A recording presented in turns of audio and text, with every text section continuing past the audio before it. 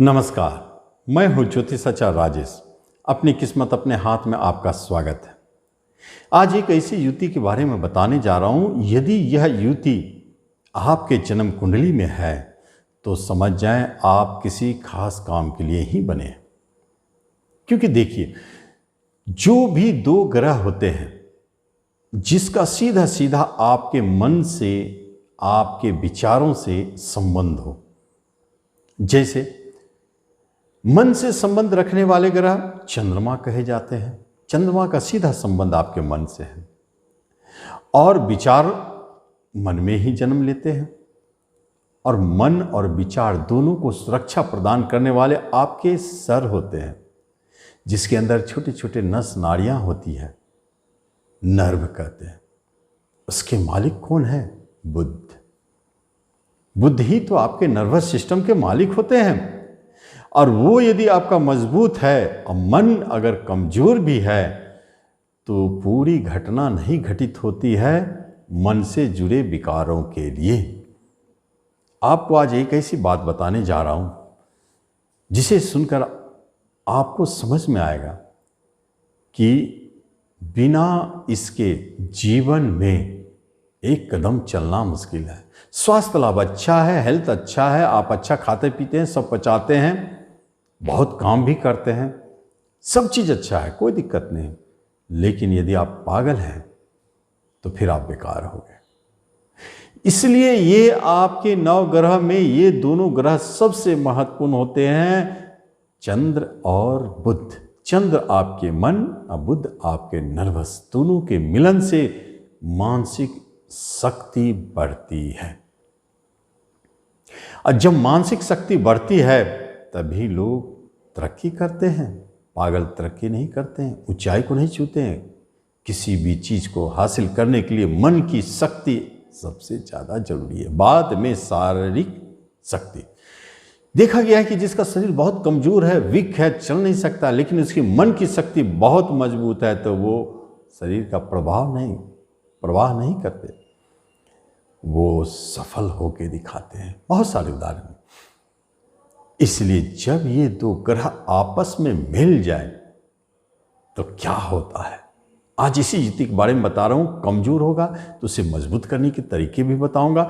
और यदि आपकी जन्म कुंडली में ये युति बनी है तो निश्चित तौर पर चमत्कार तो देखना ही देखना है। ये बनते हैं कैसे, पहले इसे समझ लेते हैं, फिर हम देखेंगे इसके प्रभाव क्या होते हैं, फिर देखेंगे इसमें क्या नेगेटिव छुपा है, उसको दूर करने के उपाय भी बताएं। 3 चरण में इसे ले चलते हैं। पहले इसके फॉर्मेशन के बारे में जानें कि ये बनते कैसे हैं। आपके जन्म कुंडली खोल लें और आप देखें कहीं भी चंद्र और बुध एक साथ हो तो ये युति बन गई, चंद्र बुध की थी। और एक चीज और महत्वपूर्ण है, अगर मान लिया जाए कि एक साथ नहीं है लेकिन चंद्रमा से बुध त्रिकोण में हो, माने एक दूसरे से ये त्रिकोण में अगर कहीं बैठे हो, त्रिकोण मतलब होता है 5 और 9, माने वहां से गिनती करेंगे 1 2 3 4 5, फिर वहां से गिनती करेंगे 1 2 3 4 5 6 7 8 9। तो ये अगर चंद्रमा से बुध त्रिकोण में भी बैठा है तो भी यही फल दिखाई देगा जो चंद्र और बुध एक साथ हो। इसलिए यह युति किसी की भी कुंडली में हो सकता है। आप ध्यान से अपने जन्म कुंडली को खोल के देखें। ये युति बहुत स्पेशल है। अगर आपके कुंडली में है तो आपके अंदर में ये सब गुण मिलना चाहिए। आप बुद्धिमान हैं, विद्वान हैं, तेज है, इंटेलिजेंट। लेकिन एक सबसे बड़ी बात है, जीवन भर कुछ न कुछ सीखते रहते हैं, सीखने की चाह बनी रहती है। जब ये योग आपके कुंडली में मिल जाए तो एक बात तय है, आप नीचे स्तर में कभी नहीं रह सकते हैं और आप अपने मन की शक्ति का प्रयोग करके आप जीवन में ऊंचाई को छूते हैं। जिस क्षेत्र में जाए, मेडिकल में जाए सफलता पाएंगे, इंजीनियरिंग में है सफलता पाएंगे, आप मैनेजमेंट में है टॉप लेवल के मैनेजमेंट में मैनेजर बनेंगे, चाहे फाइनेंस के क्षेत्र में हो, बहुत अच्छा आपका उस सेक्टर में आपका नाम होगा। जिस भी सेक्टर में आप जाएंगे या हैं, ये दोनों योग आपको वहाँ टॉप पर ले जाता है, क्योंकि आप उसे पढ़ना बंद नहीं करते हैं, पढ़ते ही रहते हैं, पढ़ते ही रहते हैं, उसमें और खोज करते रहते हैं। और आप जितना उसको सीखने की चेष्टा करते हैं, जितना आप उसको सीखते जाते हैं, उतना उसमें मास्टरी हासिल होती है और उतना आपके नाम होते हैं, उतना आपके स्किल बढ़ते हैं। इसलिए ये युक्ति महत्वपूर्ण हो जाता है जीवन में टॉप पर जाने के लिए, क्योंकि एक सीखने की बराबर चाह यही तो देता है चंद्र बुद्ध की युति। तो इसलिए इसे हम नज़रअंदाज नहीं कर सकते।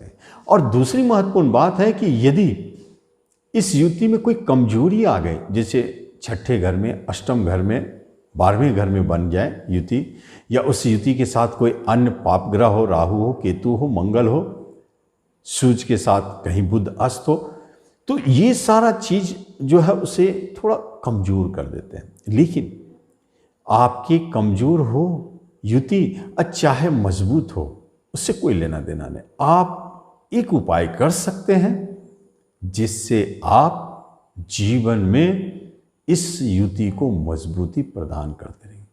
आप जान चुके हैं कि उपाय क्या है। एक उपाय है सबसे बढ़िया, वो है जीवन भर सीखते रहने की चाह।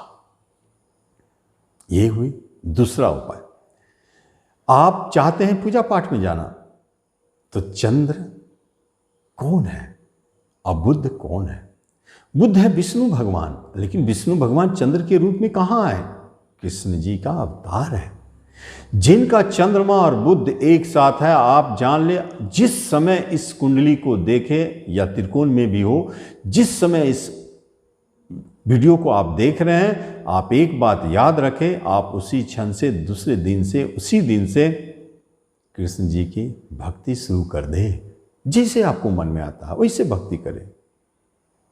जो आपको जैसे भी, जो मंत्र आवे, जो स्तोत्र आवे, ना कुछ आवे, हरे राम हरे कृष्ण, जो भी समझ में आता है आपको, जैसे भी समझ में आता है, कृष्ण की भक्ति आपको जीवन में ऊंचाई पर ले जाने से कोई नहीं रोक सकता है। ये युति इतना शक्तिशाली हो जाता है कि वह आपको कहीं भी रुकने नहीं देता है। साइकोलॉजिकल, जैसे आपको कहा गया कि आप हमेशा लर्निंग करते रहे, सीखते रहे हर चीज को, जो भी एक खत्म हुआ, दूसरा खत्म हुआ, तीसरा, ये सीखने की भूख आपकी बढ़नी चाहिए। ये भी उपाय है।